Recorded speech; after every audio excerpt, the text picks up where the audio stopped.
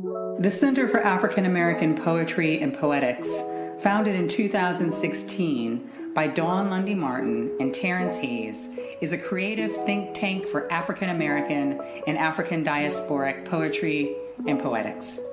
Our mission is to highlight, promote, and share the work of Black poets and to pollinate cross-disciplinary conversation and collaboration. Our programming aims to present exciting live poetry and conversation, contextualize the meaning of that work, and archive it for future generations. The work of the center is vital at this particular time, when so many Black poets are at the forefront of contemporary American poetry. African diasporic poets are pushing the envelope on poetics and expressions of Blackness through art. Though some attention has been paid to the fact of Black poetry, there has been little discussion of what the diverse Black poetries of this particular moment mean and do. In a climate of renewed attention on racial disparities and systemic violence against Black and other people of color, the center is focused on a poetics of engagement in relation to this historic moment and with an eye toward moments to come. Since our inception, we have hosted world-renowned poets, visual artists, architects, filmmakers, and scholars, including Claudia Rankin, Fred Moten, Thaddeus Mosley, Carrie Mae Weems, Ross Gay, Carl Phillips, John Keane, LaToya Ruby Frazier, Lorna Simpson, Arthur Jaffa, Harriet Mullen, Dion Brand, and Christina Sharp. These are just a handful of the esteemed guests who have visited CAP in various capacities over the past 4 years.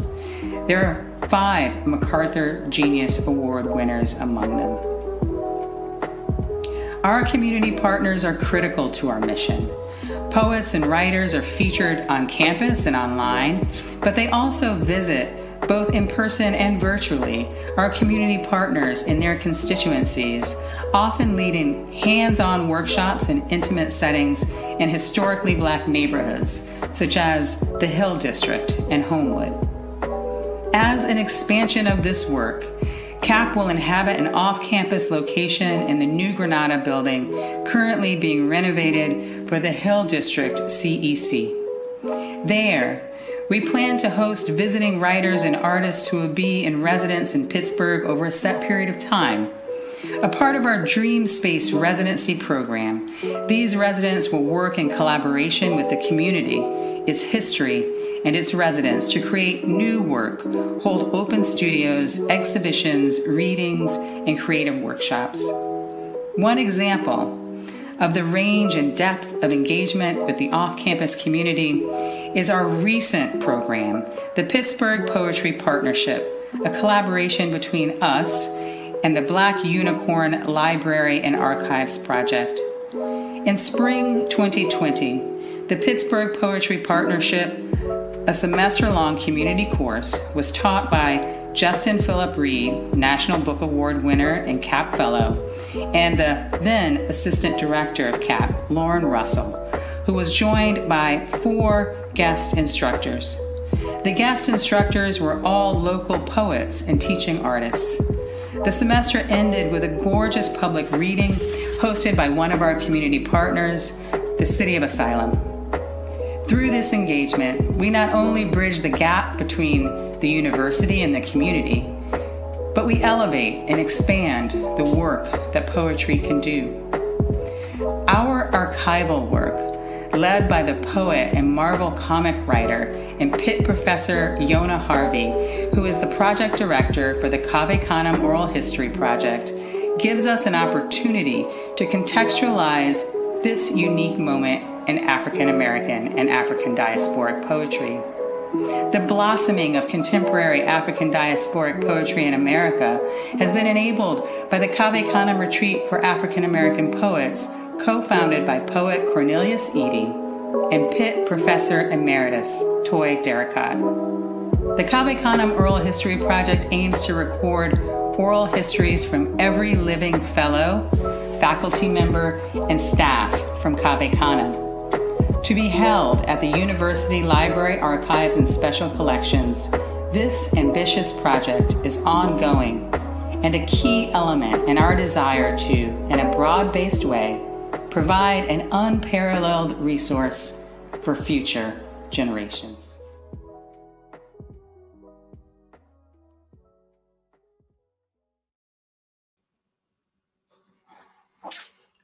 Welcome, everyone, to the first event in the Black Study 2.0 series of virtual programming from the Center for African American Poetry and Poetics. My name is Justin Phillip Reed.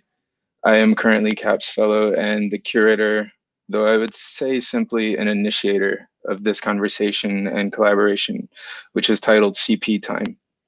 A friend made fun of this title. Why not something more creative?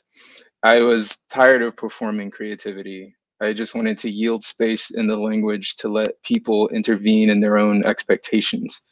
It was strange settling into occupying 2 years of mostly, quote, unstructured writing time, when swiftly it seemed there was a primary condition under which one fact of time was that every 30 seconds another person died of a virus disproportionately affecting non-white and non-wealthy people.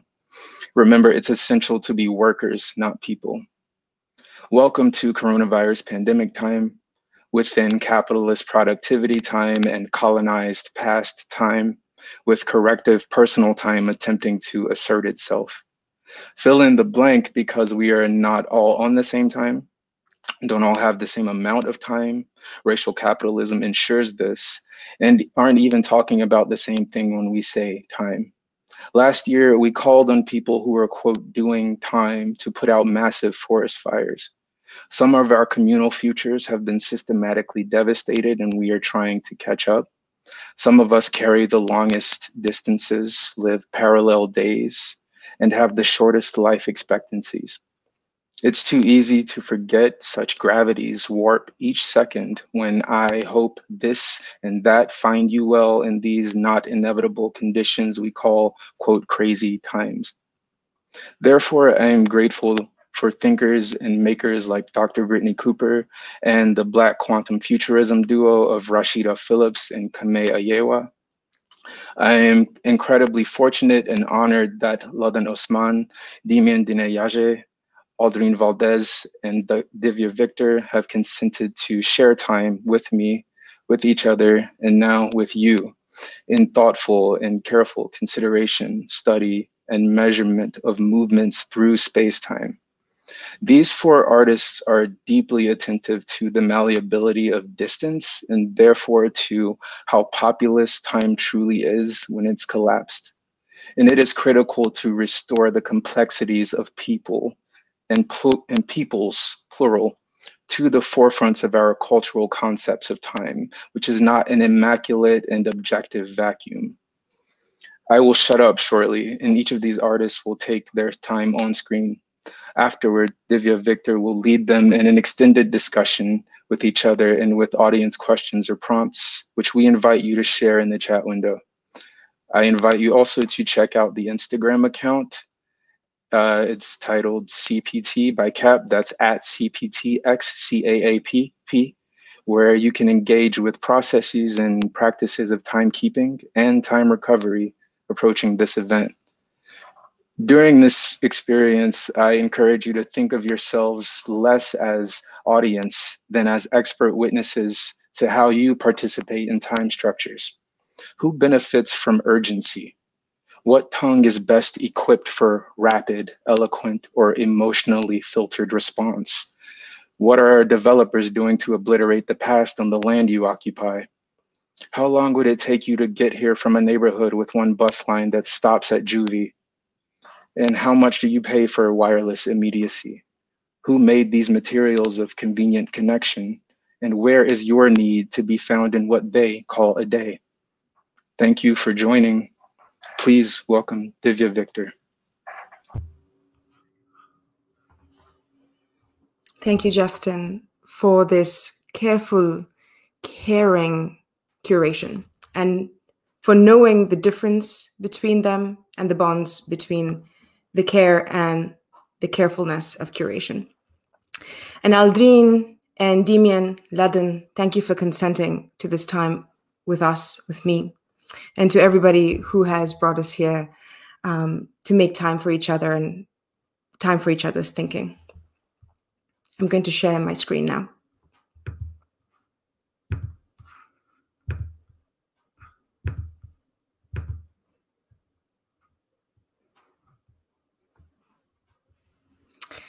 My presentation here is about 14 minutes long, and it draws from my book, Curb, and my collaboration with the poet and video artist, Amarnath Rava. Once upon a time, more than a century ago in British India, Kala Bagai was born into a Sikh family in Amritsar, a city where the 1919 Jallianwala Bagh massacre took place, the city where 8 decades later, my own mother would learn how to spell T-I-M-E, how to wear it on her wrist. In 1915, a few years before the massacre of Sikhs by the British, Kala and her first husband, Vaishnodas Bagai, immigrated to the United States from post-partition Pakistan. Their migration is a kind of preempted survival, a way to live through time by wrapping a different space around an ethno-linguistically othered, endangered body. The Bagais built a small business in the Bay Area once upon this time. They bought a home in Berkeley once upon this time.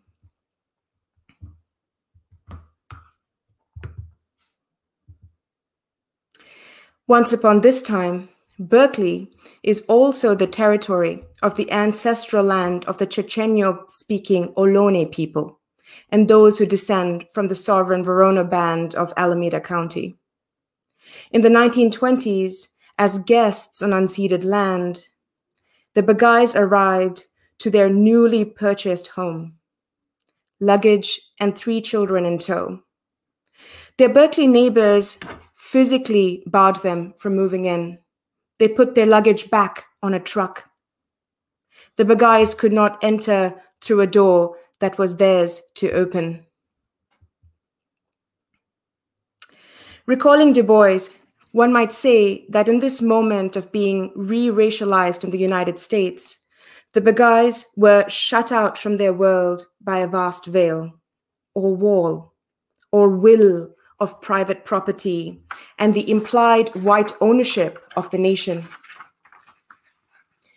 Subject to the Bhagat Singh Thind decision, Vaishnodas Bagai was stripped of his US citizenship, and now stateless, having lost his space and place, and now out of time, Vaishnodas took his own life.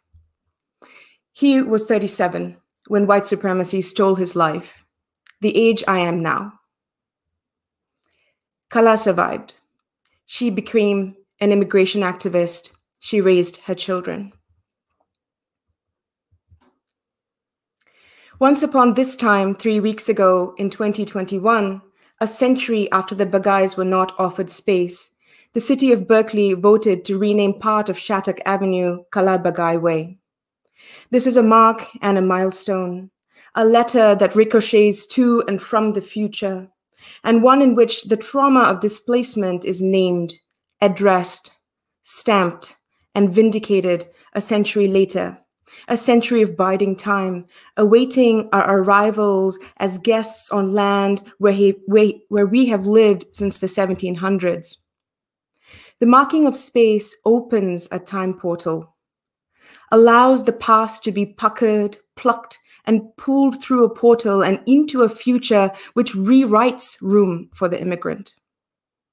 The renaming of the street temporalizes the city.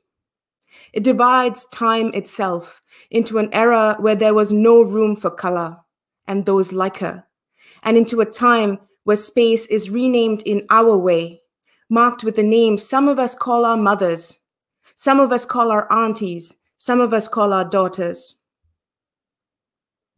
The sign signals not the accumulation of private property, but the resignification of public space. The street sign becomes for me a way of maintaining together several current nows, the one past and the other future. That's Derrida.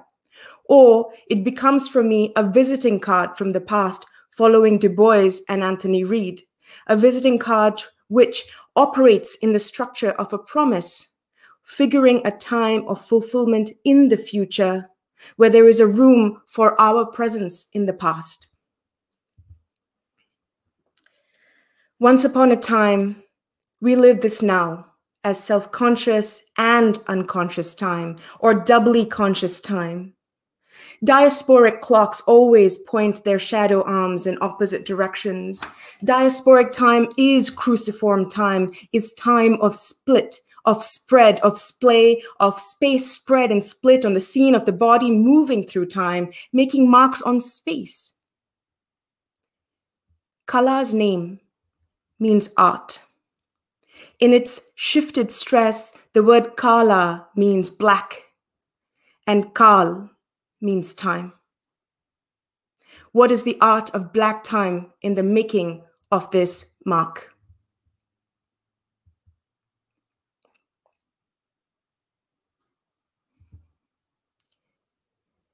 To write this, I squat in the direction of the west to face Lake Michigan. The lake is a wet archipelago reaching into land, a beseeching arm. The lake is lined with fur, red and mottled, laden with grain, exchanged for a pelt, bought for a kettle, swapped for a gun, brindled by blood. This waterfront is wedged into the earth by a rock large enough to hold down a mastodon pierced by a spear. In my study, I squat in the direction of water brindled by blood, and I make myself into the shape of a milestone. The kind of milestone I've seen in my childhood. Rough-hewn, curved at the head, jaunty, jammed into the red laterite or crow-black alluvial soil from the Kaveri Delta in India. I bring my arms over my head, I tuck my chin in, draw my forehead towards my heart. I listen for its thrumming ventricle, its reddened kettle whistling. Then I turn. I squat in the direction of the southeast to face the Kaveri Delta in India, a spreading flush 9,000 miles away. The delta is placental, mother vein, rushing my ears, pulling me with her into the Bay of Bengal. When I make myself into a milestone on the floor, my breathing deepens. I am working for this breath. My face prickles, turns numb, then stony. The blood leaving my face, the blood leaving this place for elsewhere, on cars and planes, on boats and in trains. My wedging body creates a space, insisting on mattering while displaced. The Arthashastra, written in 400 BCE, states, atoms are to be measured by one particle thrown off the wheel of a chariot. All matter consists of the fact of the journey and the pressure exerted on this earth by a body in motion. A milestone is a stone propped beside a road to mark a distance to a particular place. It is matter. It is matter drawn from the work of time. It was once pulled from a mountain or a quarry, mined and heaved and displaced to mark the displacement of one body from point A to point B to point C to point D. It is a marker of movement itself disoriented from an ancient context. Modern milestones are concrete slabs, like imposter headstones, with numbers instead of names, 50, 60, 70. And in villages and towns where no stone can be drawn, they strip the bark of giant trees and mark them with white paint, 50, 60, 70. A milestone, in its idiomatic form, isn't concerned with distance.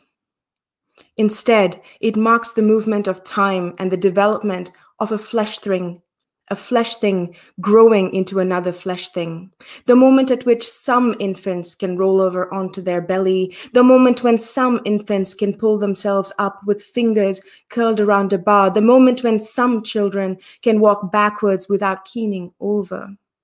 It is a gong that sounds in families, a loud and insistent mark of movement, change, and some bodies normed and other bodies made inscrutable.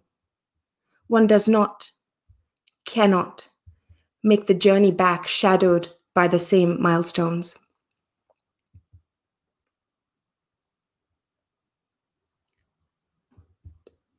In the ancient, undivided Indian subcontinent, mile pillars marked roads approximately every 4,000 yards, one for every cause. One red phallic obelisk thrust to the sky, built with brick and brushed with bright white lime. A cause is an unfamiliar distance to bodies that move through Western spaces which are measured and weighed by the metric system, with its rounded edges, its confident zeros, with the certainty that arrives when one can divide anything and conquer it in equal and even parts. 100 divided by 10 is 10. But one cause equals the length of 2,000 archers' bows. One cause equals 20,000 human handspans, 10,000 human forearms, 40,000 human fists with thumbs raised.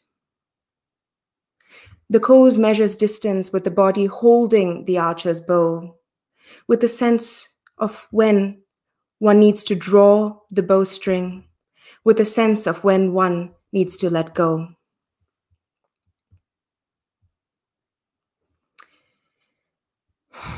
Distance is measured by a body moving in time and its analogy, a ranged weapon that functions through the tension between intent and aim, through a tension between drawing a body close and seeing another that is further away.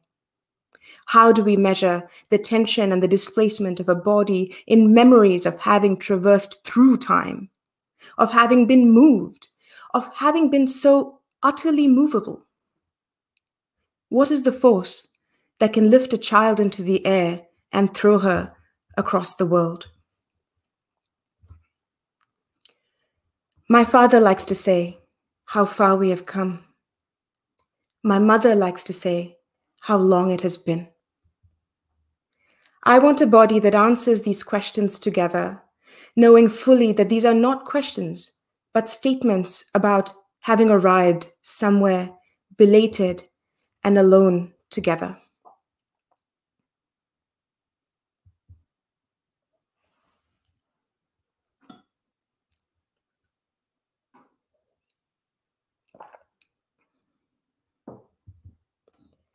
Every migrant body should keep company with its living milestones, to mark another day when it has roamed without extinguishing itself in the fire of a crossing, or being bludgeoned into forgetfulness or threatened into monolingualism.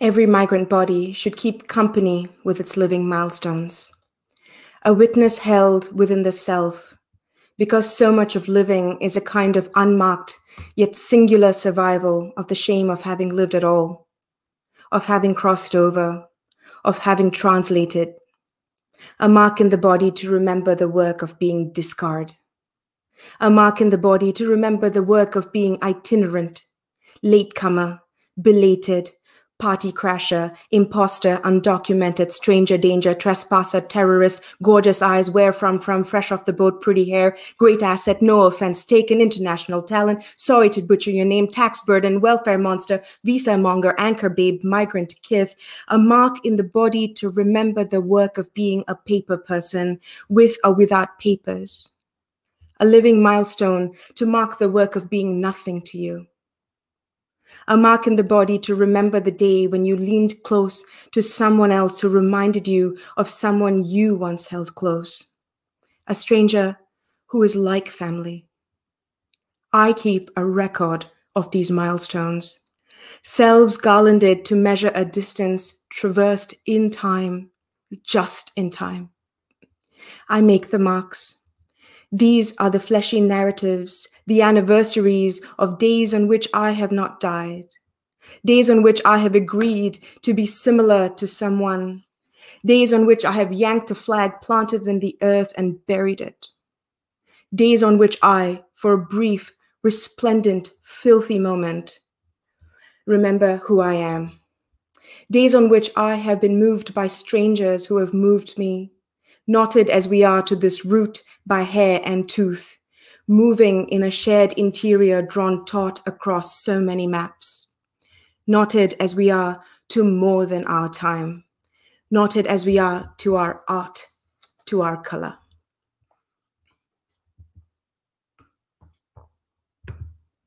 Thank you.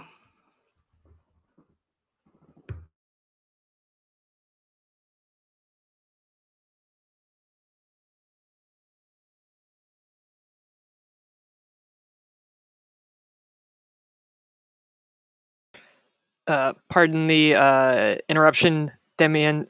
You are on mute.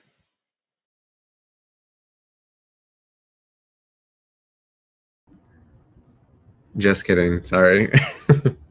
Hi. Yate, my name is Demian DinéYazhi. I am born to the clans Nastaje, Tabahe, and Torechitni of the Diné tribe. Thank you, Divya, for that beautiful piece. And thank you, everyone who is responsible for organizing tonight's event.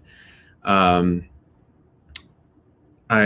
am deeply honored to share such sacred space with you all and for everyone else who will be partaking in the program.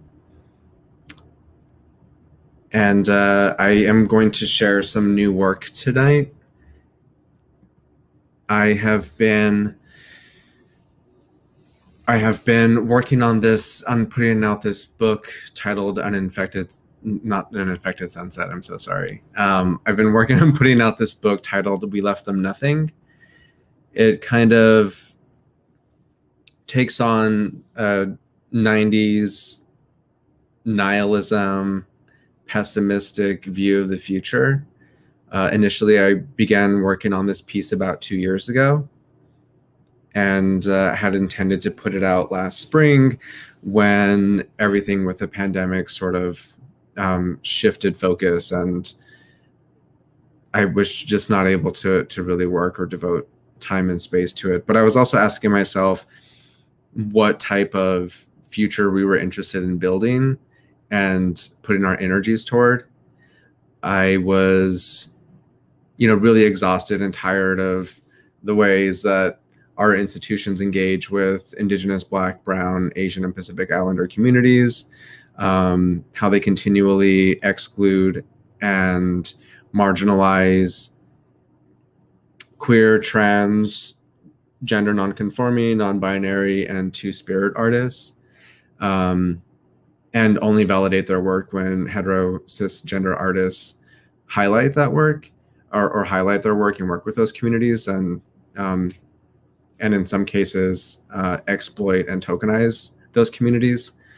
And so I was really apprehensive about what my future role in, working through our institutions would look like.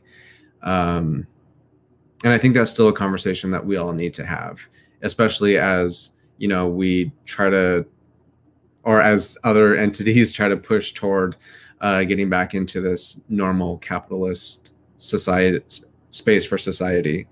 But anyway, I'm going to share some work from We Left Them Nothing. And I'm currently in the rural parts of Oregon trying to work on putting out this book, hopefully this spring or summer. Just because you don't remember them doesn't mean The Indian wars aren't resolving themselves inside my body. Take off all your clothes under the rays of the sun. Bring your body close enough to smell your solar body radiating energy. And think of all the poems you neglected to write this year. The words that slipped away, the unfinished sentences hung like dried roses, lavender, sage, rosemary, and thyme. Run your hand over your stomach and reach into your chest, massaging solar systems and clenching rich soil from the earth. Forgive yourself for dreaming poems that didn't need to be archived. Forgetting is proof enough of our survival. Breathing is poetic verse in times of pandemic and civil unrest. Foam from the ocean washes up like schmegma or evidence of decay, or else it's like Bonnie's skin being healed on the craft, and I'm like Feruza walking on water, conquering the ocean, taming the waves. Tree trunks dig into skin of the shore to rot as plovers scamper along the shoreline in the deep, dark fuck of night. The ocean calls for me, and the sand below my two legs is quick and adolescent. The ocean calls me out, makes a mockery of my wounds, and asks me if I am ready, and asks me to come near, as though there were a whisper encoded, enraged, indecipherable in the choir of reincarnated sound, uncaged like furnace and fire and revolution, eroding chaos, eroding ego, eroding conclusion.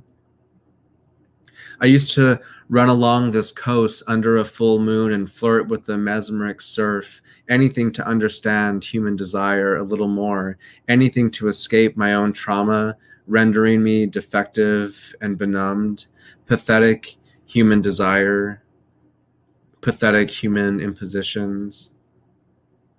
The foam returns to the ocean like a line of school children being called in from recess. Even the foam has more awareness of recovery and carnal longing, that holy reunion like skin emerging from a field of wildflowers and sweat, inverted from a breeze left over from the last ice age, turns me back into vintage soft porn, VHS tapes tucked into my pants as I steal another video from Virgin Megastore in Las Vegas. Cherubs look down on me like guardian angels. Their tiny peckers distract the pigs. Another Gen Z bisexual fag sticks two brown fingers up the asses of those corporate capitalist fuckers, horn for the dollar, those dead thieves gracing cheap paper bills that lie flaccid in pockets, wallets, purses, and banks across this guilty and unworthy country. Anxiety comes for me thousands of miles above the earth. The sky reflects nostalgia. A foreign landscape hovers below like a gradient of pleasure and longing. Its reflection appears as a puddle of post-sex carry-on, the moon following the foliage of clouds as Nico Case peers through the Bluetooth speakers and the memory resurfaces. Danny sneaks me into his room in Las Cruces after eagerly driving 5 hours just to feel held in my assumptions of gay life that no one would teach us, because so many died, are dying, because so many of our elders are dead. There was no structure for the world that we would create that covered only death and fear and death and sex and death and bloody body wasting away and Kaposi sarcoma. Condoms that taste like pineapple or glow in the dark, or getting caught with your pants down in a public bathroom, or getting fucked by your best friend while Selena plays on an old school computer in your bedroom, or staring the first boy you kiss directly in the eyes as you drive away to college with your television buckled down in the back seat, or driving out in the middle of the desert and getting fucked by some rando you met on gay.com while you sing country feedback by REM in your head. It's not the anxiety I'll miss. It's not even the orgasms or the longing of queer vulnerability and stability, but it's the way the moon postures itself in the sky like a glory hole, peering into the soul of the universe. It's the way Nico Case gains her footing and skips and twirls and floats, the way her voice flutters and swoops and shudders and loops, the way the nose gets nervous and the eyes begin to water, and the cities below become legible by their light strewn across the forthcoming night. The sky behind us has gone blue, gray, and forgettable. And the sky before us glows a gradient of vibrant orange, yellow, and blue like a blanket. The Bluetooth speakers beep maximum volume, but I want it to go louder, to consume my body and spirit, the way a shadow blocks the blinding light of the sun. I want to play this song for Danny, for Jesse, for all the men I fucked despite my better judgment, for all the shadows hiding out at the end of the world. If living in the present means accepting settler dystopic simulated deniability and white teenage wannabe prophets, then I demand a better future. I demand a better prediction of the present that liberates the future. My ancestors are tired of teaching white people. They want to rest. They demand melody, harmony, and beauty. And sometimes they demand silence. Detach yourself from the settler, fascist, colonizer imaginary. Social media and the internet are still a part of the colonial project, even when we raid and subvert the fuck out of them. Remember the technologies of survival your ancestors left inside your body. Witness how it thrives today and continually defies settler colonization and self-colonization. Witness how it has persevered despite numerous failed attempts of eradication and genocide. Witness how a new world emerges in the decaying flesh of colonial manipulation and illusions of supremacy and deceptive justice. Witness how we survive every attempt to separate us from nature and distract us from embracing our power and community. Witness how we disrupt the simulation by refusing to become hopeless in our resurgence. The earth has its scars, and there can be no victory without trauma. That is to say, victory is nothing short of relief or recovery when the body and spirit has been depleted and the ghost shadow of ancestral habits has kept you constant and content. It's as easy as looking at the transgender nature of a cloud or cherry blossoms shedding their petals against and into the gutter, against and into the earth. It's as easy as accepting the unknown as some kind of sacred force that doesn't need to be extracted or compartmentalized, or known as we have known conformity and worn the scars of patriarchal fear and subservience. Even now, as another ancestral habit beckons me to reach for the hand of another, why am I met with my own resistance? Why have I been indoctrinated into my own suffering silence? Why have I neglected to care for my shadow as much as I have cared to walk into dark places where I might never be seen again? Sometimes, for queer people, light is the only darkness we know. You don't know how violated I felt in my own country. You don't know how language has been used as sabotage against me in my own country. You don't know how silence I have felt in my own country. You don't know how much violence I have felt in my own country. You don't know how much shame you've placed on me in my own country. You don't know how manipulated I've been. You don't know how unloved I felt. You don't know how much hate I've encountered in my own country. You don't know how disrespectful it is to ask me how much work I've done while simultaneously killing myself from centuries of abuse in my own country. Who will remember my love affair with the earth? Who will be left to write about it? Who will remember the way the clouds whirled inside my mother and uranium found its way into my budding sexuality like a serpent transformed from the clit? The way solar flares danced to the Cocteau Twins? Who will remember water falling from a faucet and into the palms of my hand to purify my dick? Who will remember my love affair with water and sacred sperm and sacred blood and sacred measure, equal part life and death, equal part trust and fear, equal part feminine and masculine? Who will remember dirt and rock and shards of glass, the river of razors that marked this flesh? When he cut himself across his belly, did I anticipate he'd jump off a bridge any more than an asteroid could anticipate slamming against the earth? And isn't that also a suicide? Isn't that also a risk? Isn't that also a life to be celebrated? Isn't that also sex, sperm penetrating the egg, mother absorbing father, obliterating gender momentarily? Isn't that also praying mantis? You see, isn't extinction also sacred and ancestral? Aren't these words following that same trajectory? Aren't they migrating towards some familiar end, asteroid and uranium, entangled in my malignant desire? It leaves me exhausted like iTunes after playing Treasure from beginning to end and beginning to end and beginning to end while the clouds graze the sky over Oregon and Montana and the Atlantic.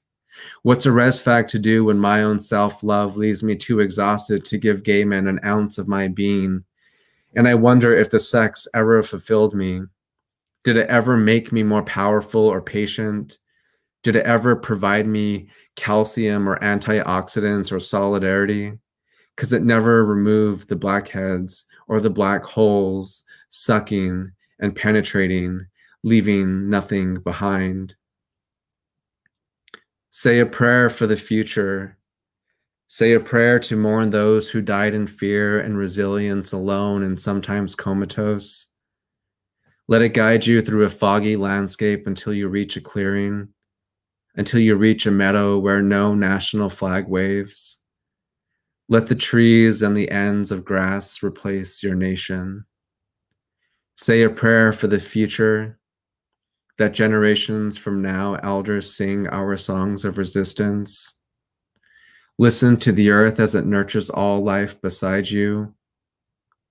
Let love overcome the fear of the unknown, the fear of being truly liberated, the fear of controlling your trauma, the fear of survival. Let it restore your breath to a breeze. Let it guide your memory to water. Let it recall the first time you fell in love with this world, amazed by simple things that took incalculable years to accumulate all the energy in the universe to make them possible, even for just 1 second. Remember that this energy too lives inside you like medicine, like a prayer, like a butterfly landing on your skin. Remember this energy lives inside you now and forever, and sing your song of resistance. Thank you.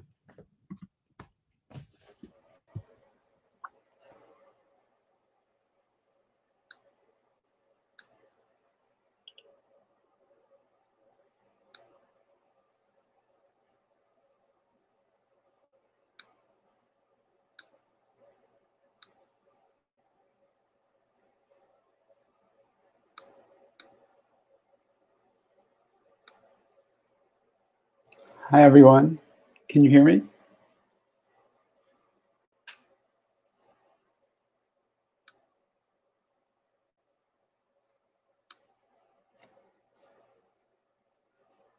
Going into full screen mode.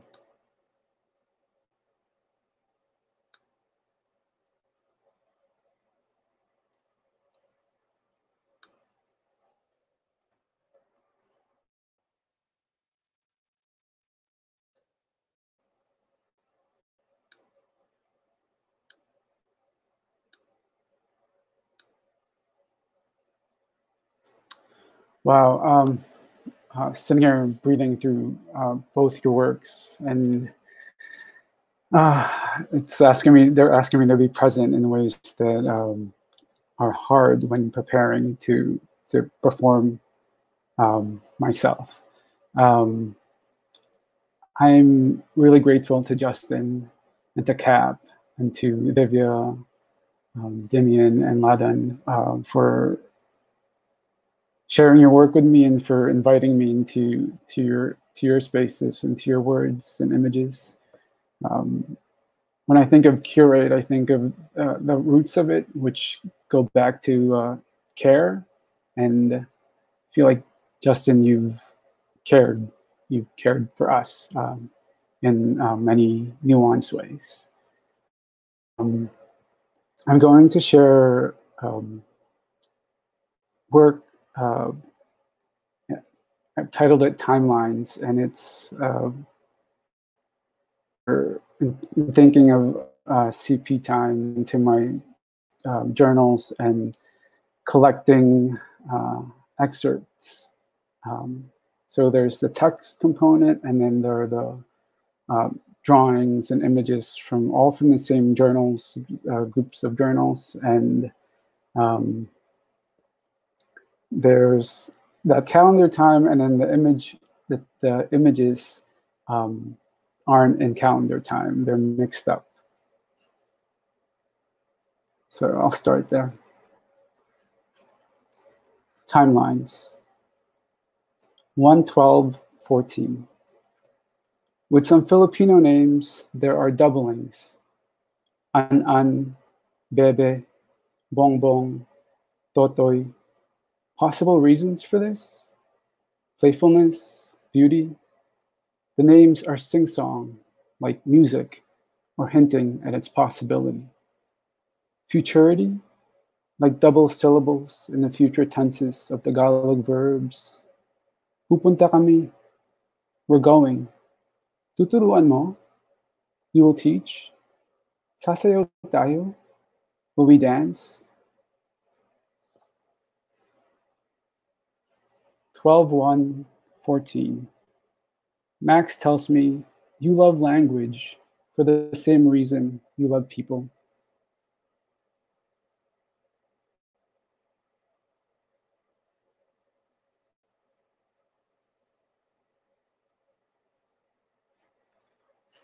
2/5/15.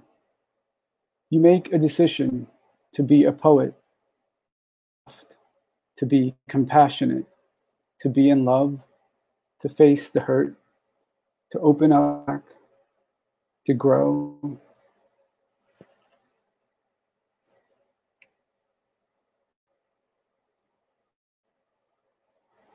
3/15. Staring at the fullness of my genitals, what I've yearned for, a lilting masculinity in lovers I can find in me.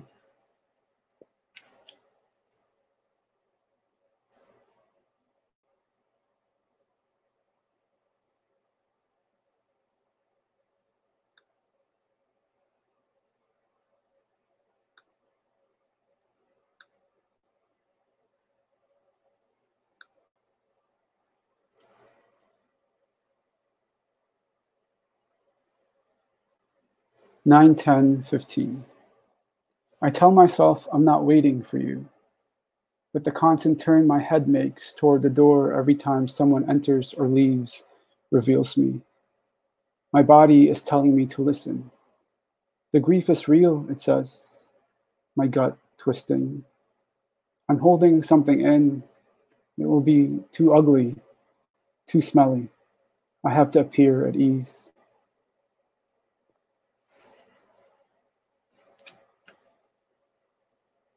1916.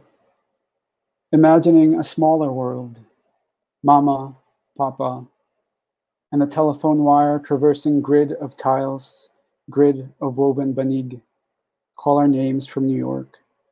In their hands are photographs arrived recently. We are already a few months older than our images.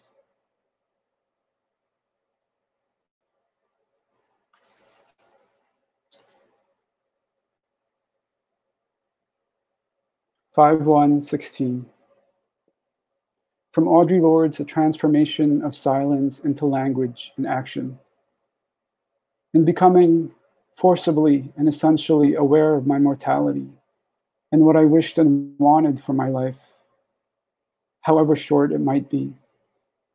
Priorities and omissions became strongly etched in a merciless light.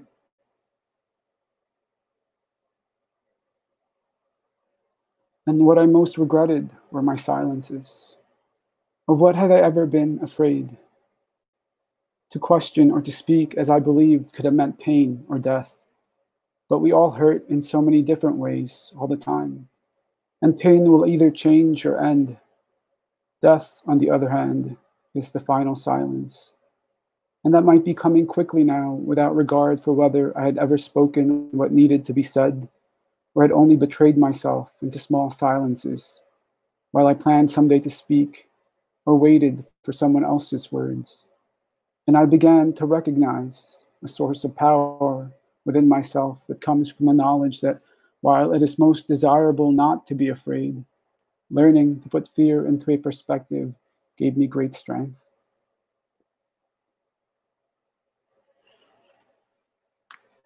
(10-16-16). Reality that what hinders me might not actually hinder other Filipinos. 4-4-17.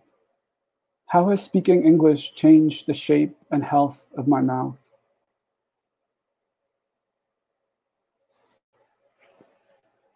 4-14-17. What kind of looking are you into? Is there a center to it? Do you make yourself aware of the white walls around? Do you ignore the periphery? Are there bodies in the periphery? Whose bodies?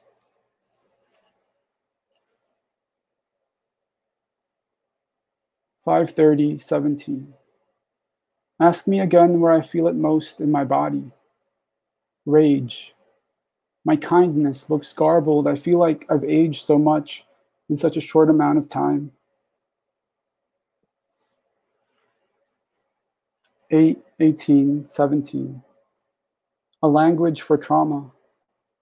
To say it plain and then to evaporate into rhythm. Is it bodiless? Not the words themselves, but the voice. 1:23-18. Feeling a language foreign as I have been foreign to myself, as when I turned 30 and learned for the first time the Tagalog word for blue, not azul or asul, or even malungkot. It's right there in the national anthem, tinting the sky. 7:29-18. Writing took place that was incredibly violent. Camilo describing the white settlers seeing enslavements of indigenous people. 1:13-19. One can find only peace in the sea. I don't agree. I think of migrants when I hear the sea. Is my anger justified? A window, not eyes, overpours. Love of the world, lonely and often fooled, occupied by health insurance and visas. Please, please recover. I thought I'd heal their death, but here I am waiting. Sink into memory of happy and together, which is a self looking back and taking out of context the bright feelings. Move forward into embrace, loneliness moving with. I was thinking of you, the word, and how it accompanies, but how too it can imply distance, moments behind the eyes, fading planets, how people hold differently the changing sentences and truths of being. Something close to 2 p.m. now, but really it's later in some place I've never been. In heart, yes. How in my late 20s I planned on traveling to a lover in another country, but realized the night before the trip my passport had already expired. I couldn't take the pain of the border, the disclosure of not being a citizen, of being so in love I would have risked detainment. 2:25:19. Quote, as if what we call shame is no more than memory, a memory inscribed in the deepest flesh, as if the DA is right, and the things we remember most clearly are always those that bring us shame. End quote. From History of Violence, Edward Louis.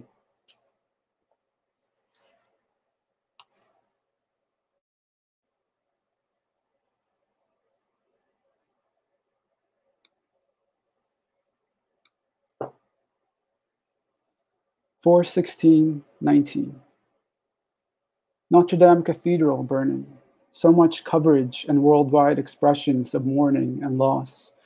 But how about the fire that destroyed the National Museum of Brazil, which housed ancient artifacts and fossils?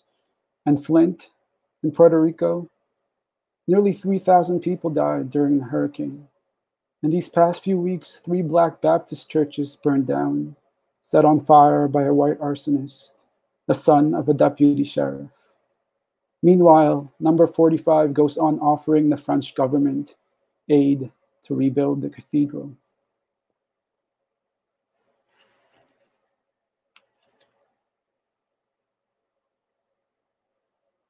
(11/29/19).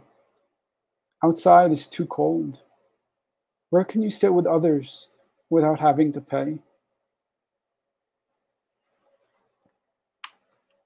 4/17/20. This is about the body and how I can't force it to move in ways it's not capable of. 5/18/20. Each time some progress is announced about the virus, it's followed by a report that stocks have gone back up.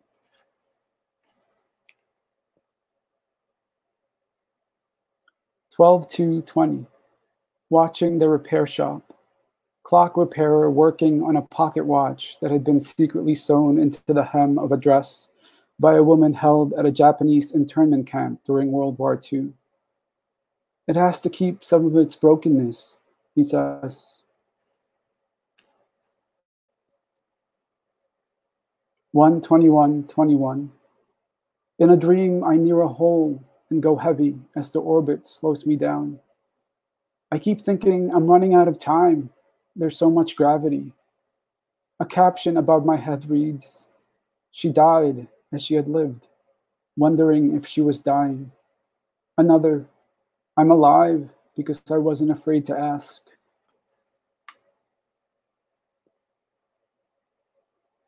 1/24/21.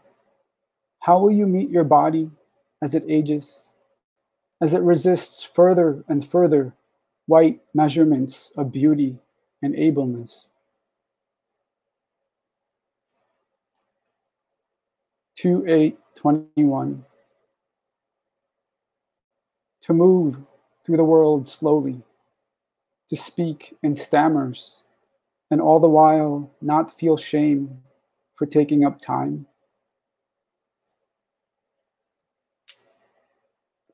Thank you so much.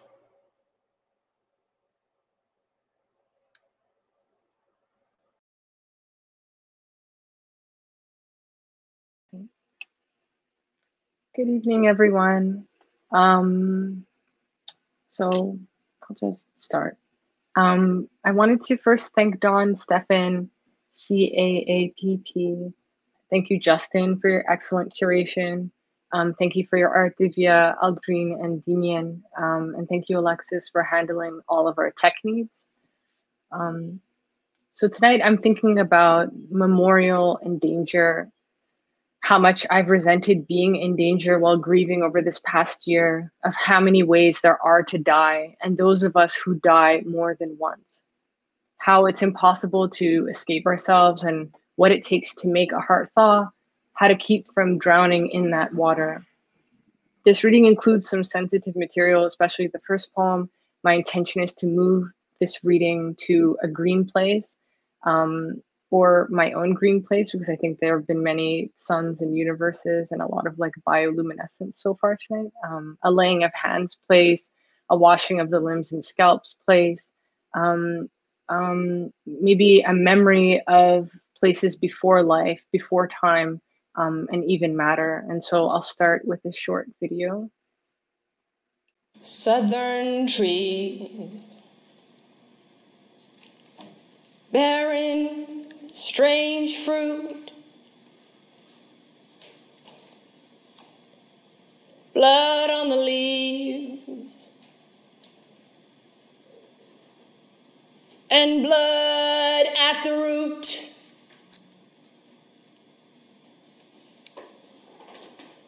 Black bodies swing in the southern breeze. Strange fruit hanging from the poplar tree.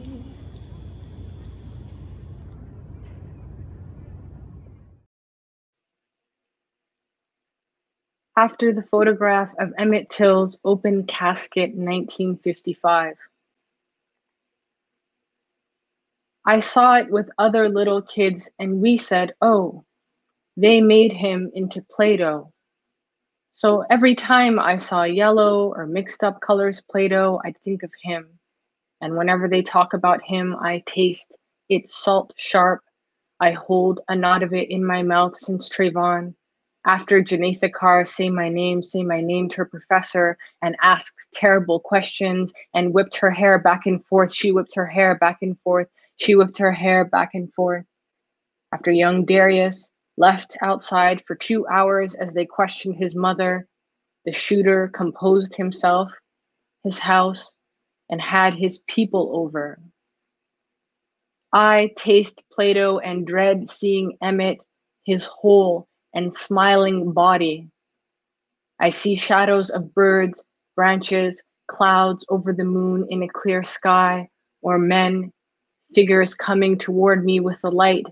They hold the light or the light comes from their torsos. I go to sleep hunted, reaching for the K-bar as if I'm in the woods, cursing, uncursing myself for taking apart the gun and spreading its pieces because I had a bad feeling.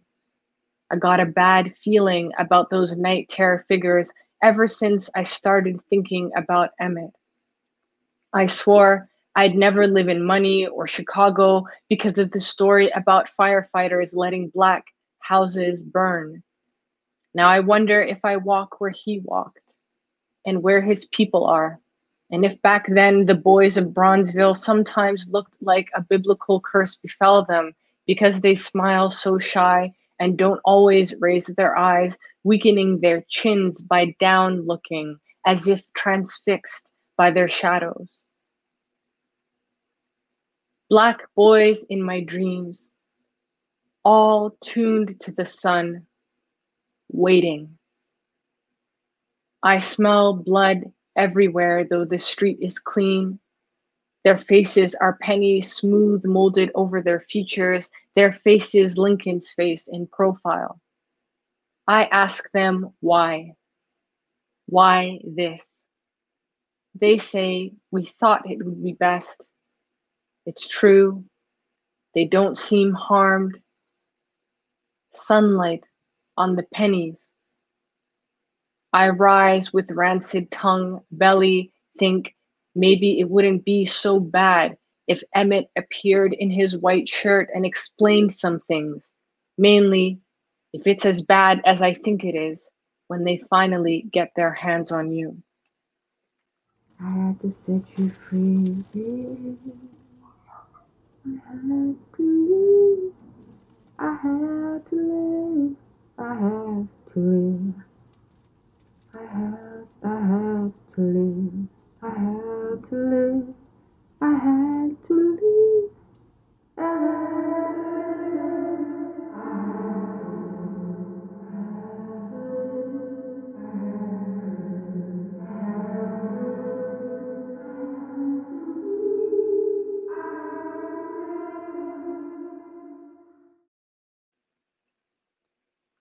So this is a poem for fleeing and those of us who are maybe still or tethered somewhere but are continuously fleeing, and that searching and how that really internal dislocation, what that does to the heart and what the heart is free to do and express and how it can just roam.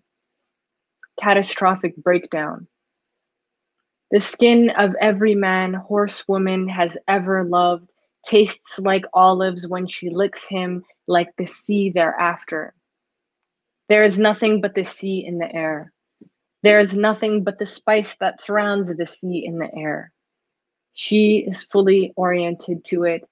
There is no speed except her fullest. She goes without hesitation. She goes without food. She goes without intention. She goes with her nostrils and eyes rimmed with her drying water, white, the horizon and sun white, the land mostly white, she black everywhere except the whites of her eyes which flare against exhaustion.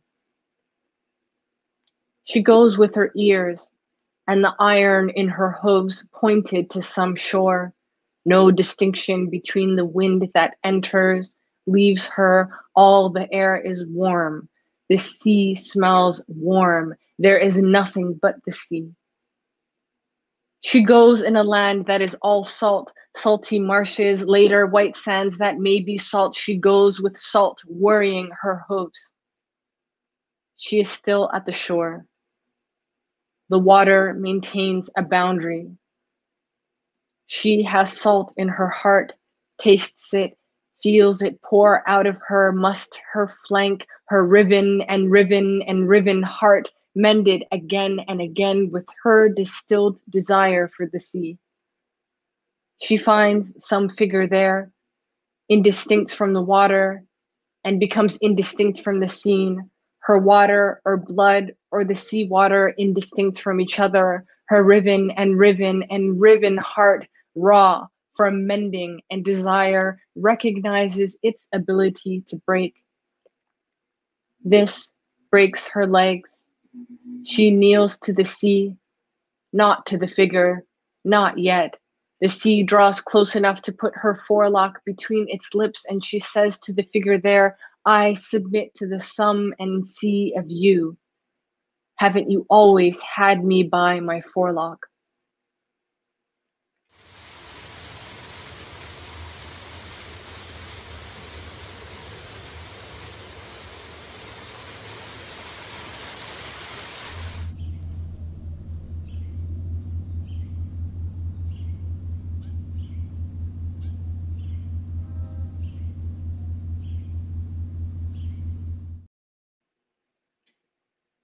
Heart run off. I want a dress in today's theme colors, beets and the rice they stain, cinnamon sticks steeped in hibiscus tea, the color of a book in which a woman is left on every page, sometimes on every line.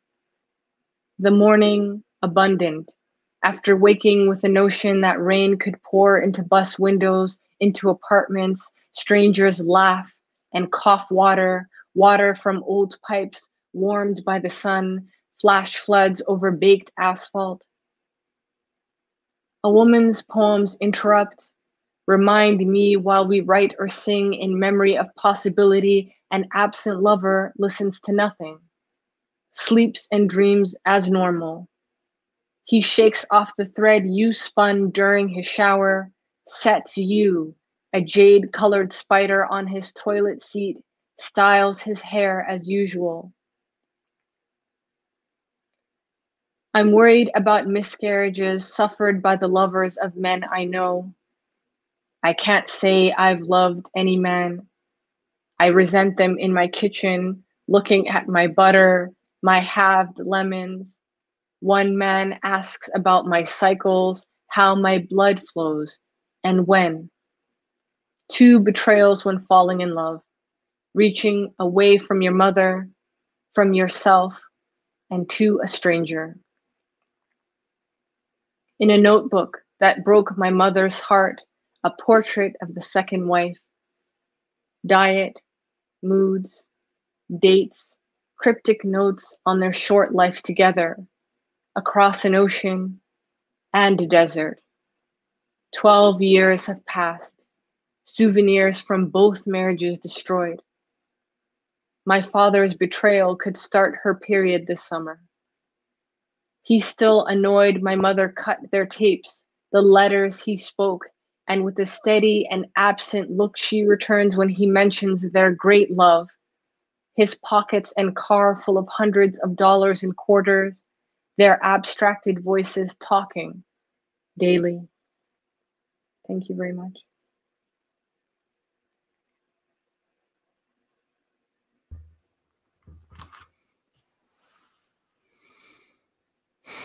Here we are back on this screen together. Thank you. You know, as Aldrin said, it was a special kind of effort and work to be present with everyone's voices. And as I was listening, I was making notes on everything we were sharing together, even though many of us haven't met in person. Moving water, water moving in us, buried flags, bodies that survive shame, our blood moving without apology, the direction of its movement, the work of our mouths, the revolutionary erotic, and the way chronological time itself needs to flood, drip, seethe, and seep before our existence. Moving water, water moving in us, right? So let's talk about that. Let's talk about that movement in us, the water moving in us, by talking about time. I thought one way we could start our conversation is by thinking about how our communities have theorized time. The theories of time, the theologies of time that we have lived with, that have shaped us.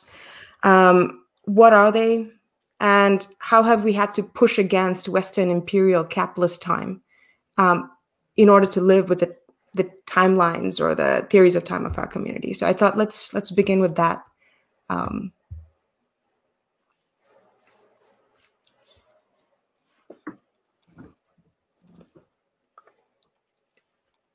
I could get us started. You know, when Justin brought us together, I was thinking a lot about IST, which is Indian Standard Time, which was a kind of running joke in my family, in many Indian families actually, which is the idea that you show up always 2 to 3 hours late to everything. And you know, it's a diasporic practice, but it's also a practice that's coming out of the idea of infinite time. You know, when someone says, you know, come home sometime, we say, yeah, I'll see you on Thursday. And we don't tell them when we're going to show up. It's a kind of openness of space that's configured around an infinity of time. So for me, I keep thinking about how my poetry needs to maintain more than limited time or a kind of infinite time within it, being able to always have a slot into a variety of time. So for me, that's always been a shaping idea, this idea of belatedness and infinity when it comes to time. So I was very curious how your communal theories of time have affected you.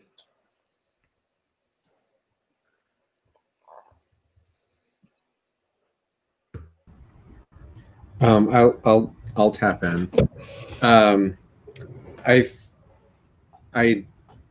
I don't know if I'm as familiar with the ways that, I don't know, culturally we like indigenous Diné folks from my tribe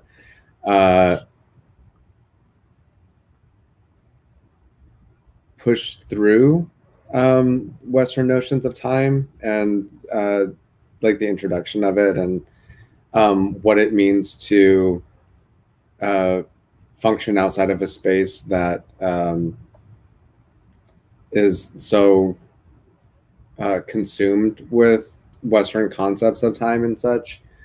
But I think a lot of it, you know, when I hear storytellers and elders from my community speaking about time and existing and living and surviving and breathing and celebrating and just being, you know, I think a lot of it has to do with crop seasons. A lot of it has to do with this reciprocal relationship with the land,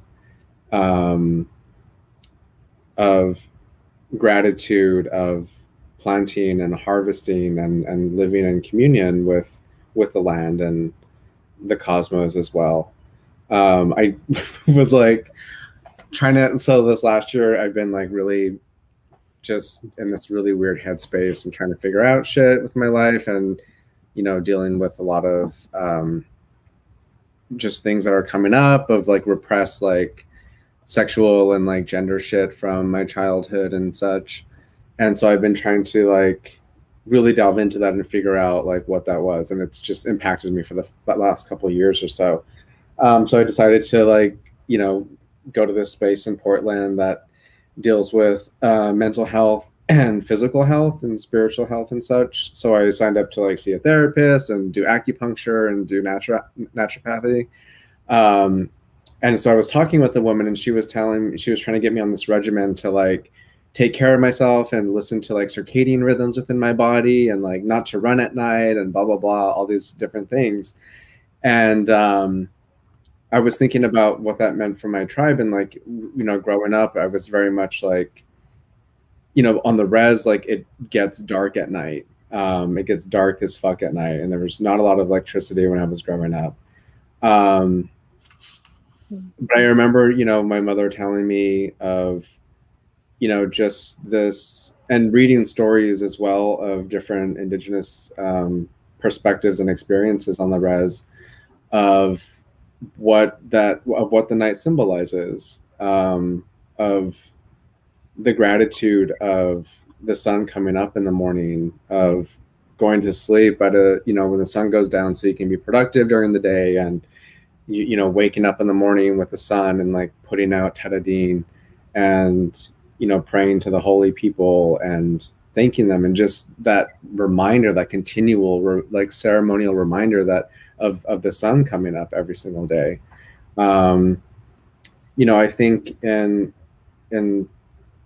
some way or another, like I rolled my eyes when they were talking about like when she was telling me to like try to get X amount of hours of sleep. But I have a hard time continuing like traditions from you know, my tribe sometimes, because it's difficult to get into that rhythm. It's difficult to I don't know, disrupt like the ways that I've you know, made my practice, or that I've developed a my own sort of way of practicing and such. Anyway, sorry, yeah, that's it's hard, but I'm also really interested in that relationship again of continuing to get back into a relationship like with the earth and with the cosmos, and trying to figure out like what that means as I exist like in a post-colonial, post-assimilative body, and intentionally setting a path forward to, you know, disrupt settler, colonial, cisgendered, supremacist, capitalist sabotage and such. And as you speak of circadian time too, I think how much of that is dependent on the myth of the individual, as if we only had one circadian cycle in which we were moving. You know, those of us who, right, I mean, all of us talked about being in time with someone else, with an ancestor or someone elsewhere in the diaspora, right? Growing up, always knowing what time it was in a different country, knowing that I was awake when someone else was sleeping. I feel like there is this mutuality or twinning of the circadian rhythms. There's always, we're living two cycles in some ways or more. Thank you, Demian. Others who want to talk more? I'm having, oh, I'm not on mute, okay. I'm having, I've been having a challenging time thinking of communal time, or like regarding communal time among like my kith and kin, because so much of like my family's time is already built on capitalist time. So it's always around work and being able to produce as much. And that's reinforced in so many like structures of diasporic people from the Philippine archipelago, where even from like the beginning, you're already trying to catch up to your relationship with your parents because they immigrated ahead of you, and tried to build some kind of like financial stability so that you could come over. So there's always been a sense that we're running out of time, or we're already late. Like I remember my dad would, like if you're eating breakfast, he'll say like, "Come on, it's already like 2 p.m." And then you look at the clock and it's like, it's 10 a.m. Why are you rushing me? So like internalizing that and then having that reinforced throughout, like outside of the family. Like I think I'm still kind of nostalgic for academia time, meaning like August to December winter break, and then February to May. As much as stressful as that had been, like my body has internalized that, and my expectations of change and being with people have been built around that. So after like college, it's like, how do I find community if it's not like, especially if you lived in the dorms, it's like, how do I find community that's like readily accessible, where I'm just like walk out the door and it's like someone there from your class. Right. So marking our sense of time through, institutional time, capitalist time versus the time that's signaled through the cycles of the crops and the seasons, and our circadian rhythms, right? Yeah. I'll just add to that lovely question, Divya, that so much of the time was considering how I didn't want parts of me to belong to other people, even if it looked like a lot of things were already kind of mapped out for me and there are all kinds of expectations. And it's interesting, Aldrin, what you said, that like my mom especially would do that, but with our ages. She would like age us several years ahead or 5 years ahead and be like, he'd be like a kid and be like, you're 16 already. And it's like, no, wait. So, but I think that there's something when I would be traveling more regularly, well, I'm not traveling at all now. And, so much of life now is moving through this tragedy together and hopefully better and stronger together somehow. Those of us who are fortunate to be here, but crossing the Atlantic and thinking about it as almost like a regression, that African peoples are from the future, what from our positioning are from the future. And so what did that regression of so many different things mean? And it's something that is so heavy and so palpable. And so much of it for me is about, because poetry is so slow. Poetry is so, in some ways, not general and is incredibly specific and wants the reader to take their time. And the frustration that people might have of a Black woman and specifically an African Muslim woman being like, no, you're not going to be able to just skim through this. You're not going to be able to read this easily. This is intended for you to visit again at age 30, at age 40, at age 80, and maybe have a different read, or you started loving the book and maybe you end up hating it, by the time you're 75 or something. And I want to be like really in people's business and in their lives like that, because I'm not like that as much as a person. And so I hope that the art does that. And all of that is only affordable because everyone around me and all the people who are taking care of me had their time decided by other people. And they had to protect me in so many ways and allow me to resist them so that I could, make something else. Mm-hmm. Yeah, I find your suggestion of poetry having a different duration of language moving differently, very provocative. And it made me, think of, like Aldrin's parents, my father was always running out of time. I was always late, right? Dad was always in the car already and I was still getting dressed, right? But simultaneously, he had the sense that in India, we always had more time. like this sense of being always belated, but at one point having infinite time. So I think about how then our work makes that more time possible for him. So I love thinking about poetry as having a different duration, of slowing language itself. I also want to sort of help us think about some of the questions that the folks listening to us might have for us.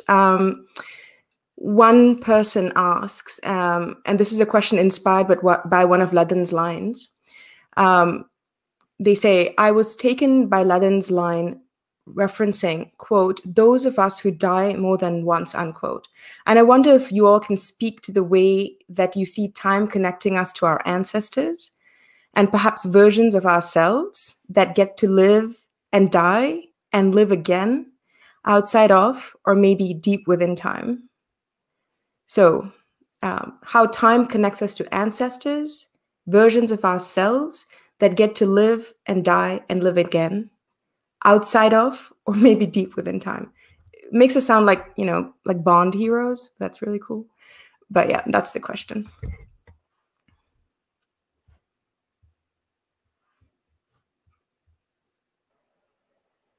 All right, do you mind if I jump in? Does anyone object? No, go for it. Go for it. Go for it. I'm joking. Yeah, I think I think it's difficult. Like I think a lot about dreaming sometimes, or you know, the landscapes that we engage with when we dream, the places we go to and such. And I you know, sometimes I have this like recurring, not a recurring dream, but recurring presence of like my grandmother like visiting me in dreams. And it's really difficult because, you know, I never had a conversation with my grandmother. The only language I speak is English. And she spoke DinéYazhi her entire life, which is like Navajo, essentially. And so, you know, apart from little words here and there, you know, we had very weird conversations. Like it was very loving and nurturing. But it's interesting, like as I'm thinking about it now, like another aspect of like my relationship with her and relationship to time is also like is of witnessing other individuals like aging and like surviving. And I try to write about this a little bit of just like, you know, sometimes there's like, I you know, live in Portland. Sometimes I'll go to a coffee shop or something, and this is totally like separate, but I'm trying to like tie it into this. But like, I went to a coffee shop one time and I saw this guy that I like had hooked up with maybe like, I don't know, 5 or 6 years ago. And sometimes in those moments, like, I don't know if the interaction or engagement was like genuine or not, you know. Sometimes like hookups are like fucking weird. And you don't remember like where each individual person was in their life at that time.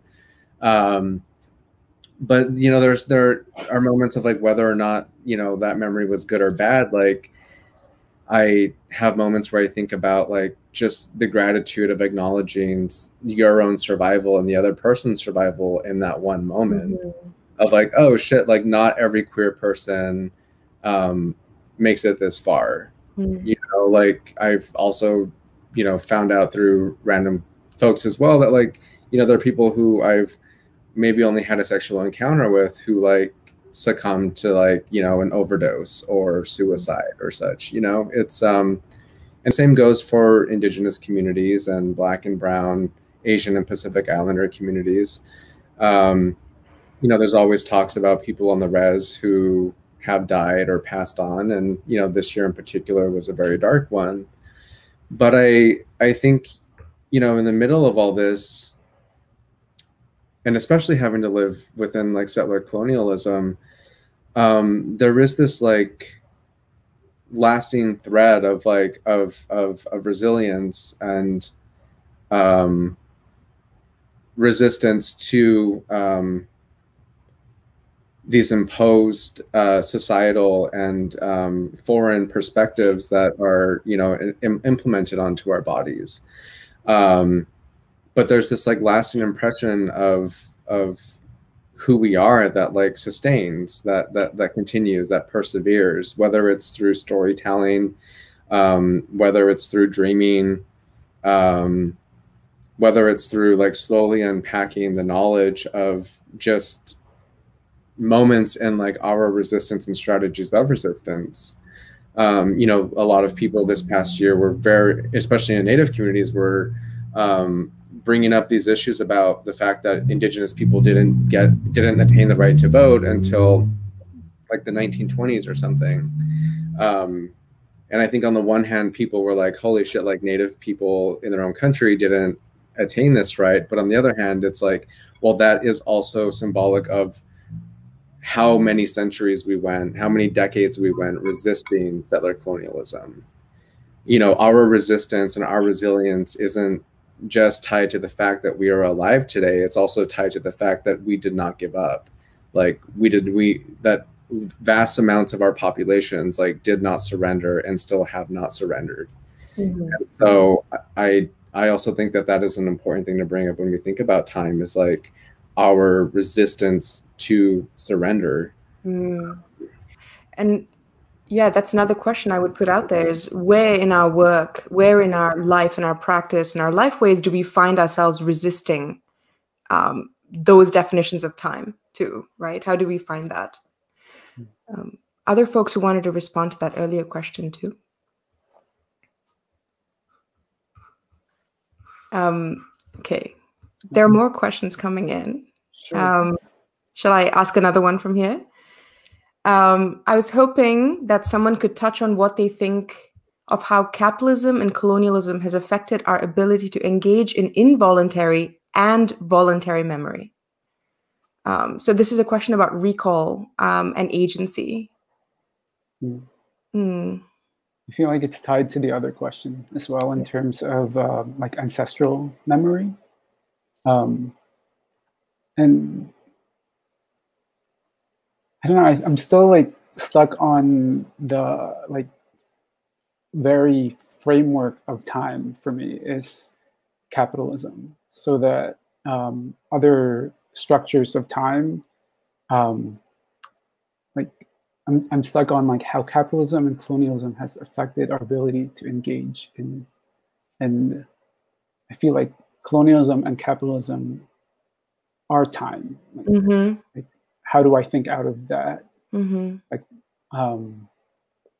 and I guess like it is through poetry and art making. And if I'm really engaged, then I'm lost in it. There is no time. And then if I'm really aware of like critical voices I've internalized, then there are like these stoppages where I'm already like judging what's in front of me and judging ahead of time, like, oh, what will someone think of this?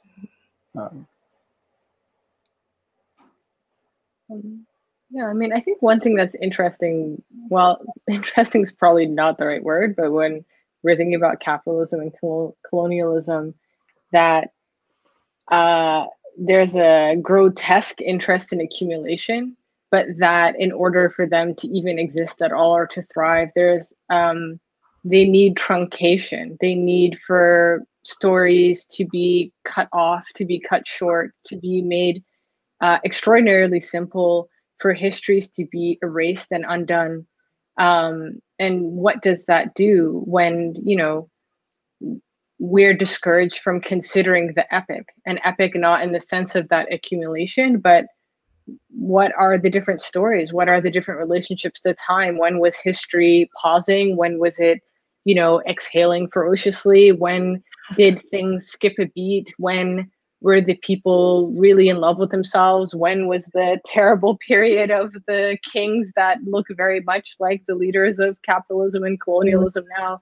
And so what, you know, what that does, and that simplification, and, you know, even in the diaspora, and what stories now are considered important, or what it is that is implied there, there is so much of an interest in not asking too many questions, not investigating too deeply. And so I think that the interest is in losing the ability. I would agree with this question that was posed, like to recall these memories and to consider deep time and to find your own time and your sense of being inside of that. Because when you do that, how can you agree that it's a good idea to destroy this earth that has given so much to us? How can you agree that it's okay for your fellow humans and creatures to be abused in the most horrendous ways for a product, you know, for material? So in order for that to happen, I feel like there's such an obsession with like the immaterial is not important and it's too vague and it's too new agey and it's not real, and just don't think about it too much because it's too unspecific. And what can we do with that anyway? But it's like, well, is that the point of living? You just kind of grasp the hem of something and are like, ooh, this is, I felt a texture, like I'm having an experience and I want to pursue that. And maybe in 10 lifetimes, I won't understand anything, but it's the attempt and the question. And so just even this, you know, part of the reason that I think in this specific society that children have such a hard time, and that's something that I would really think about as an educator, is how discouraged they are from wonder, from asking questions, from pursuing their own curiosities, because you just let them speak freely for 10 minutes and think about all the things that you can't answer. Like, why did we allow all these things to happen? It's going to be very hard to just turn around and be like, now I go like, you know, do these careless things myself. You know, it's going to be harder and harder, especially if we all had to confront that at once. If there this kind of like awakening into curiosity or awakening into like not knowing anything, then how would it be acceptable, you know, the world that we have on you know, at hand, or that they're trying to convince us is the major, like the real world, when we know that it's not. We're just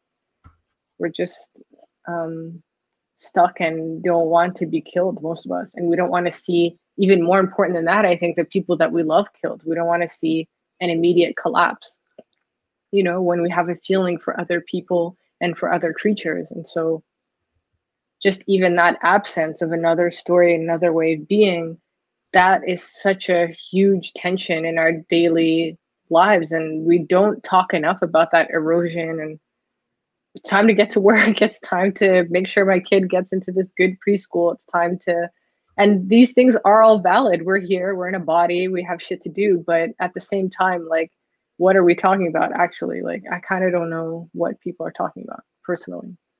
I don't know what I'm talking about most of the time as well. So. But to have that constant self-knowledge is a way of then marketing or fetishizing the very thought itself immediately, right? This idea that we have this pressure to make that idea into a product right away, and to remain in a state of unknowing what one is doing, a state of unknowing and what one is saying is so important. And it's one way of moving away from contractual time, actually. Moving away from the contract to produce and reproduce time that can be more marketable. And everything that we're saying here is reminding me of two things. One, Aldrin's line from one of their previous pieces, where they say, "My biggest aspiration to feel in real time." And then it's this another statement, an aphorism. "Fuck your calendar," she said, threading the needle. And also something that Demian said, "Forgetting is proof enough of our survival." And so, you know, thinking about children and how they're educated into forgetfulness by the emphasis on memorization instead of remembering, which I think is a kind of enforced forgetfulness and enforced amnesia in how our relationship to the languages of the past, the narratives of the past, are composed, you know. But yeah, I also would love to hear Aldrin talk about what that is, that biggest aspiration, and all of us, right? To feel in real time. What might that be, to feel in real time? Or yeah, Aldrin, maybe enlighten us a little bit on enlighten. It was, I remember when you were saying that, I was like, I wrote that. It was, I remember it from like from March, April, and it's from a friend's, it's like a riff of a friend's question of how can we heal in real time? And then for me, like all those words, each word was like in quotations, like heal, real, time. And in talking to him more about it, this is Ted Kerr. He's an amazing artist, organizer, thinker. He was thinking of presence, like in dealing with like current trauma and tragedy, and like imagining how to feel those experiences and not like turn away, because turning away is as harmful as it is. It's also a way for our bodies and our minds to protect ourselves. But what oppression and trauma does is to like hardwire that turning away so that we're so detached from what's happening. And so like when you're healing and feeling belatedly, it's like, oh, this is what's happened to me. This is how can I recover from that? And maybe like feeling and healing in real time is like knowing that like this is terrible. This is happening, and I don't know what to do about it. But these are my feelings, and I don't know how to put language into them to them yet.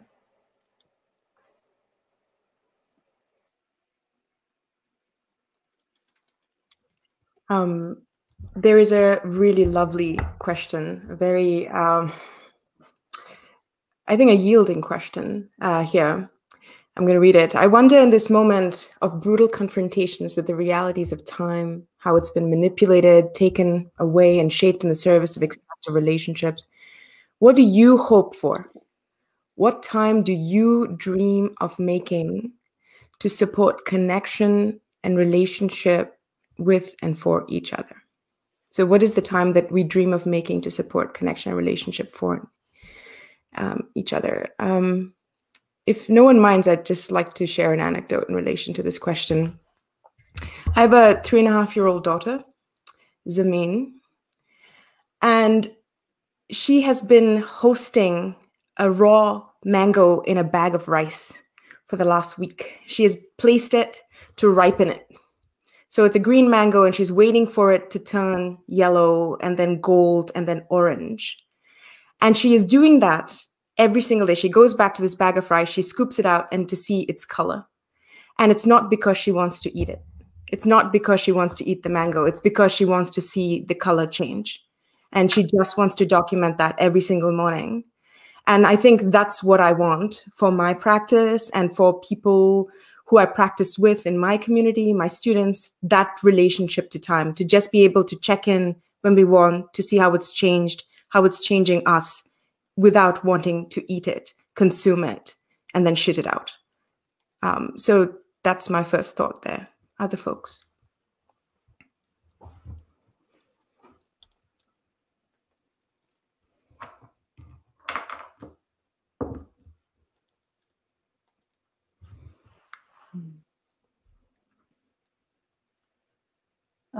I think for me, it's just in actual dreaming and in storytelling. I've noticed that there is an increase, and it hasn't happened for a while.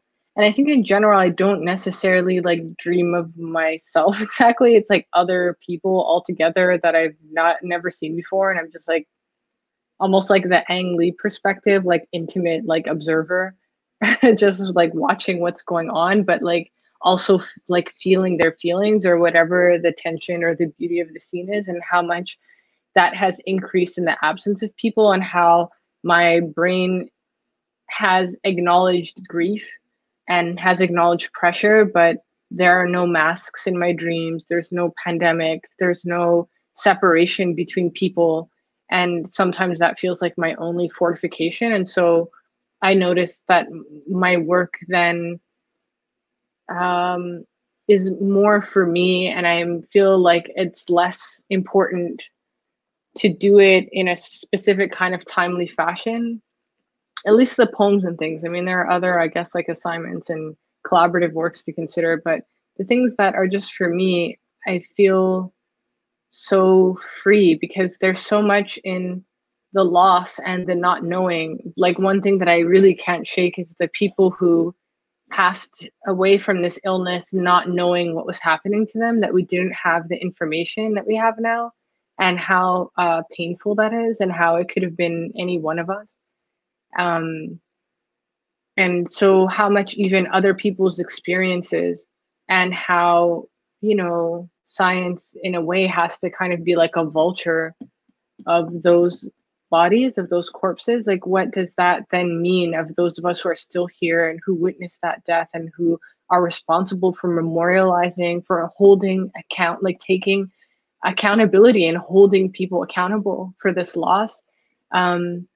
You know, what do we then do with that? And so I was like, how can I be worried about stupid things? Like, how can I just like be rushing myself, or be worried about something like competition, or how others will perceive me, or what my work has to do in the next 2 or 3 years, when actually so many moments, even if they're very long and at some ways can be boring, like that boredom is so luxurious, even like the way that time is moving and everything that's possible in time and what it can offer and what it offers in terms of breakthroughs. And so that has really, like, I don't know, maybe I was selfish or something before, or I didn't acknowledge how I felt about things. And so this time has given a lot in terms of that hunger and that need to just like participate and to make like what's happening in my dream life to just be real, you know, to sit with people and to share rice and watch them laugh and watch them be awkward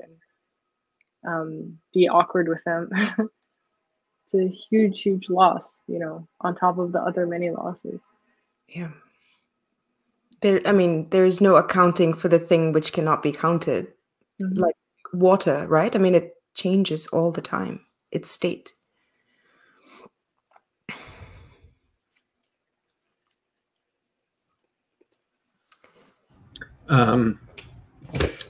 Yeah, fuck. Coffee just fucks with your brain. Like, I had all this shit working, and like, I'm like that fucking graphic of that spider trying to make a web after drinking coffee or something, you know? But I feel like sometimes I have, it's difficult. I feel like for my practice, you know, whether it's poetry, or art, or taking a bath, like, I feel like some of it is about trying to utilize whatever time that I have, for the purpose of community, of showing gratitude. As an Indigenous person, as a queer person, as, you know, somebody who is parts of various communities that have been marginalized and oppressed and murdered and had, you know, attempted genocide enacted against them. I feel like, you know, there's a little bit of like survivor's guilt that, you know, that our communities take on. But there's also like a shit ton of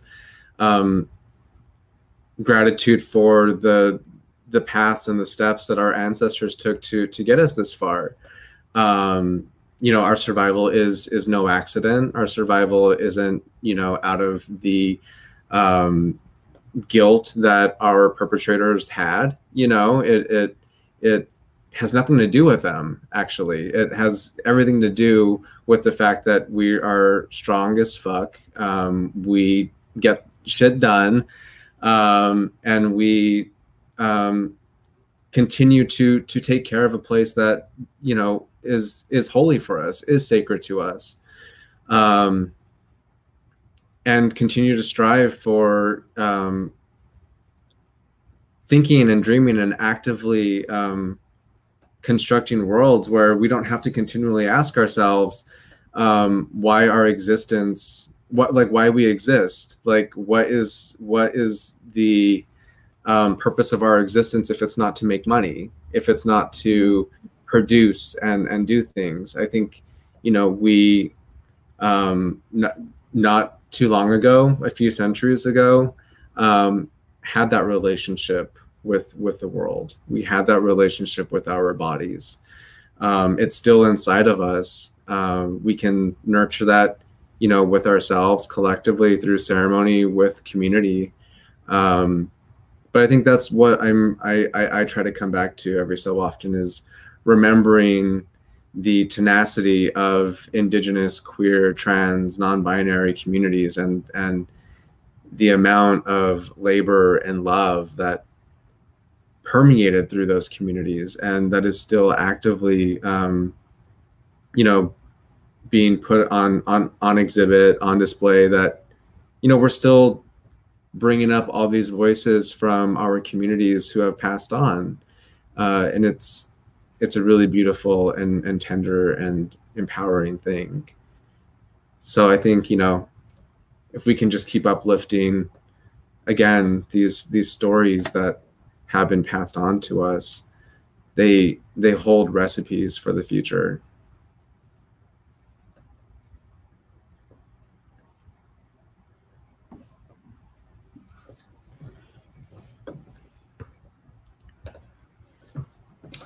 Hi, Justin. Welcome back. Hi. Thank you all so much. Ladan, Aldrin, Demian, it's been tremendous. I was thinking, listening to you, how your readings, your attentions are like planetary. Just the way that you kind of like revolve and face something fully for so long. And I really appreciate that depth. This has been more fulfilling, challenging. I wrote carnal, mobile, expansive than I could have imagined. And there's so much withness in the time travel that you offer. It's really generous, your companionship. Thank you. And Divya, you, throughout this whole thing, you've been like really a friend of my mind, and been consistently prompting these engagements toward further depths, and almost like panning and sifting for what we maybe even didn't consider valuable and worthwhile. So thank you so much. It's been I'm honored to work with you, all of you. And thank you all again who have shared this time with us. And most especially, I don't take it lightly that you let this into your private time and your personal space. Thank you so much for joining us this evening. I don't know where you are. It might not be evening, but thank you. I'm grateful to you. Please, I have to say this, please follow the Crowdcast channel and join us for the rest of the series.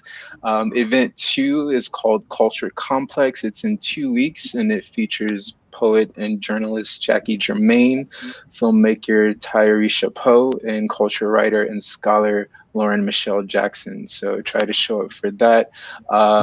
Also, thank you to Willie and Alexis for all the technical and design labor that went into this behind the scenes. These are folks you don't really get to see and thank, so just shout out, they're there. Thank you so much.